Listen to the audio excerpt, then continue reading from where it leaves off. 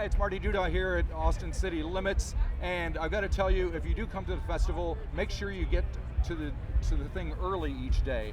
Last weekend, I showed up early and I caught a band that became like my favorite band for the day, and now I did it again.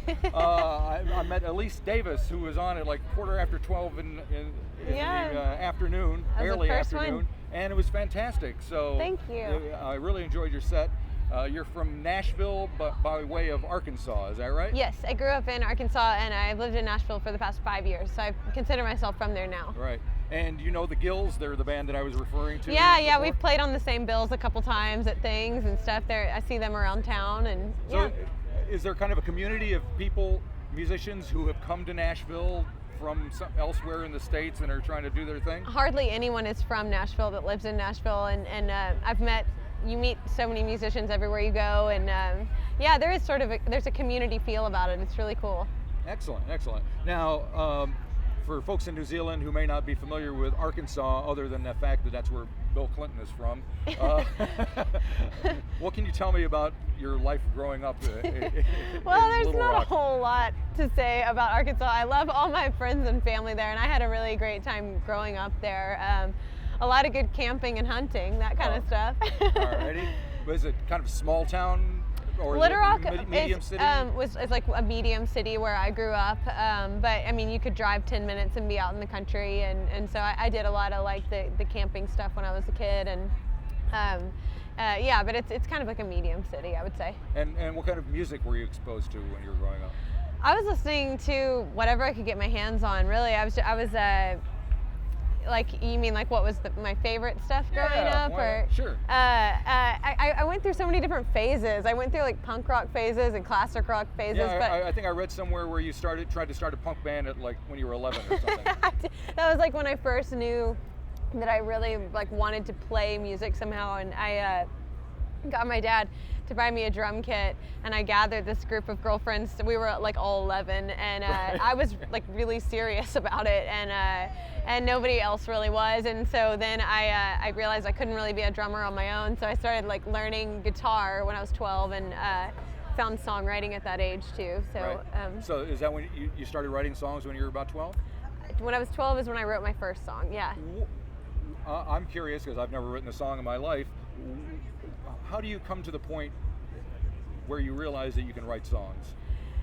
It's such a thing, because I've been asked that question a lot, and I think back on it so much. It's like I loved music, but I never really thought of myself as a singer, and I definitely had never like considered being a songwriter at that age. Right. And I knew a handful of chords, and my parents had grounded me from going to this rock concert like in downtown Little Rock, and I obviously just wanted to go or not obviously, but I wanted to go drink beer with 17-year-old boys, and anyway, obviously.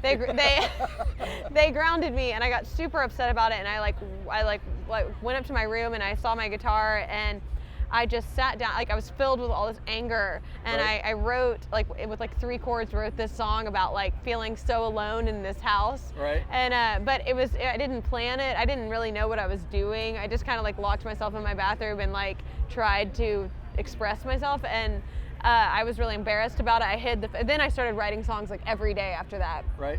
But I hid it from people for a long time, and then my guitar teacher, I told him I'd been doing that, and he's the one who eventually, it's a long story, but he led me to, but I didn't plan for it, and I didn't really know what I was doing, but I just did what felt good, and so that's why it's always been an outlet for me for honest emotion, because it's just been a diary sort of. Yeah, well, that's what comes across in the songs that I first heard, is this honesty. I mean, it's very direct. There's nothing really between you and the listener, is there? That's just the way that I've always written, and the thing that feels the most comfortable is to write very honest things, and I just hope that people can hear what I'm saying and think about their own life, Yeah, because the first song I heard was the title track to the album, The Token, and it was just holy moly, where did this come from?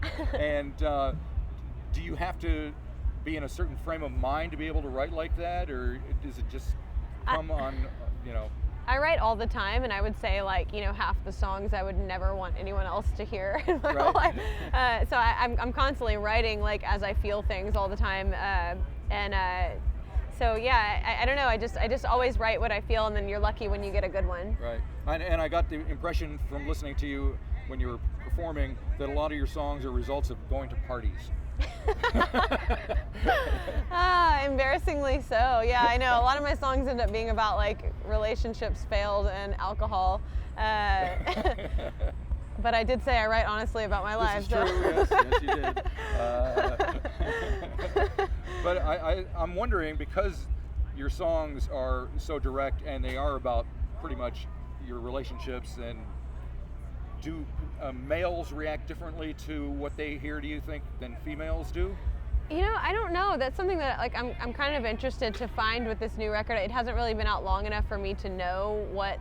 I don't really know what like the main audience of people who relate to it are. I would think it would be like women around my age, but I don't really know. It honestly seems like the male-female ratio has been about equal. Yeah, I was looking around in the crowd, and there was, like you say, it was about equal. And yeah. Most of the guys were a little bit older, and probably that's because of the style of music that you're doing. It kind of fits in with what they like to hear. Yeah, I feel like my crowds are like generally people like who are in their like late 20s and beyond a lot of the time. But male female, it really hasn't been like one way or the other. Now we're in the middle of political things going on in the United States. There's like the big debate tonight, and part of what the conversation is at this point is all kind of about women and how men treat women, and your songs are kind of about that. And it seems like the whole thing with Donald Trump is opening up this can of worms of discussion that really hasn't been discussed before. Do you have any thoughts about that? Am I going to get in trouble for saying? No, you will. It's going to New Zealand, so you're pretty much going to be cool. I'm pretty embarrassed about the fact that Donald Trump is like actually I'm going to get in trouble. I'm not supposed to talk about that stuff. I don't know. I don't really have a lot to say about what's going on in the politics right now in the United States. But I guess what I was trying to get at is possibly there's some good coming out of it, because as embarrassing as he may be and the things that he said, it's bringing up a discussion about how women are treated that everybody's kind of known about, but nobody ever talks about. Well, I think in the case of my record, like you know, just in like a more like acute way, is I grew up in the South, and there's this own set of rules seeming for women in the South. Like, you know, if you're not having children or married before 25, like it seemed just sort of weird, like where I come from. And so that's a lot about what I'm speaking on in the record, is more so about just like your life choices as a woman, of like to not feel guilt or ashamed about if you maybe never want to do the marriage and kids thing, or because I struggle with contemplating, you know, the different paths you can go. So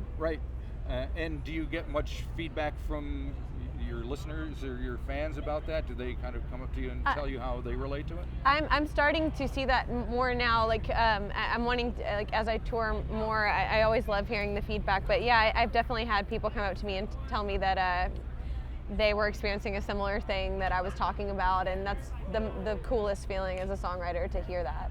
Now you mentioned that also that it took you about 2 years to record this record, or to get it out. To get it out, yeah. And I imagine you weren't just sitting there strumming away for 2 years in the studio, but was there stuff that you learned about the songs and about yourself during that process because it took so long?